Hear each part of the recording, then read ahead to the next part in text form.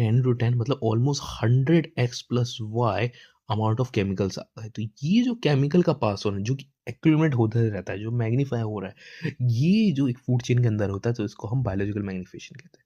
तो ये तो हमने एक नॉर्मल एग्जांपल पढ़ लिया अपन ने अपने क्रॉप के फील्ड के अकॉर्डिंग से, ठीक है, जो कि आमतौर पर टेरेस्ट्रियल होता है। पर हम एक बार दूसरा एग्जांपल पढ़ते हैं जो बहुत पॉपुलर है, डेट इज इन सी वाला। सी के अंदर देखते हैं अब क्या होता है, या फिर एक्वेटिक कह लो, एक्वेटिक फूड चेन, ठीक है। तो अब क्या होता है एक्वेटिक फूड चेन में, क्या हुआ, सबसे पहले तो आपके ये जो छोटे मोटे प्लांट्स वगैरह है, अब ये नीचे में, अब हमने भाई जो कचरा वगैरह जो होता है पानी के अंदर, जो कचरा जो हम लोग ऐड ऑन करते हैं, जितने भी हार्मफुल हमारा वेस्ट वगैरह था ह्यूमन का, हम उसके अंदर डंप कर देते हैं, ठीक है। अब हमने सारा हार्मफुल वेस्ट वगैरह फैक्ट्रियों से डंप कर दिया पानी के अंदर। अब ये क्रॉप ने ले लिया, अब क्रॉप के अंदर खूब केमिकल इकट्ठा हो गए। फर्स्ट देखो यहाँ पे लिख लेते हैं, केमिकल्स फ्रॉम फैक्ट्री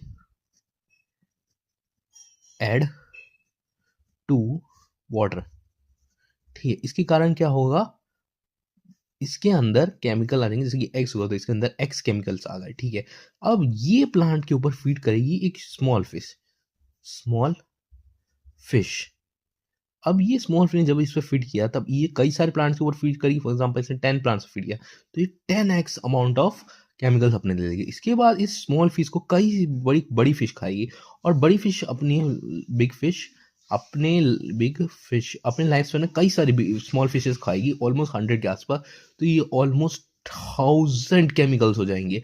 और जब इस फिश को और बड़ी फिश जैसे शार्क वगैरह, जो कि टर्चरी कंज्यूमर मानता है, टॉप होता है ना, क्योंकि एनर्जी लेवल से यूज नहीं करते 3-4 से ज्यादा, तो ये जब खाएगी तब इसके कई सारे फिश को खा जाएगी। इसके कारण इसमें ऑलमोस्ट 10,000 या इवन 1 लाख तक, 100 10,000 ये केमिकल्स आ जाएंगे, या इससे भी ज्यादा केमिकल्स आ जाएंगे।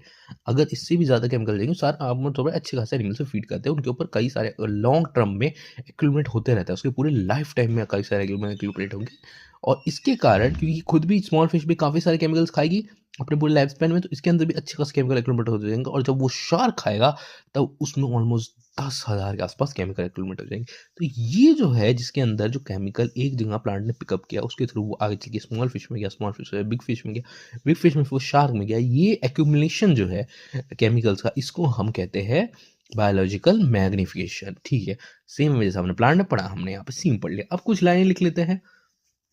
हार्मफुल नॉन बायोडिग्रेडेबल, अगर बायोडिग्रेडेबल होता तब तो खत्म हो जाता, पर नॉन बायोडिग्रेडेबल है तो इसलिए वो रह जाता है। केमिकल्स, ठीक है, लाइक पेस्टिसाइड्स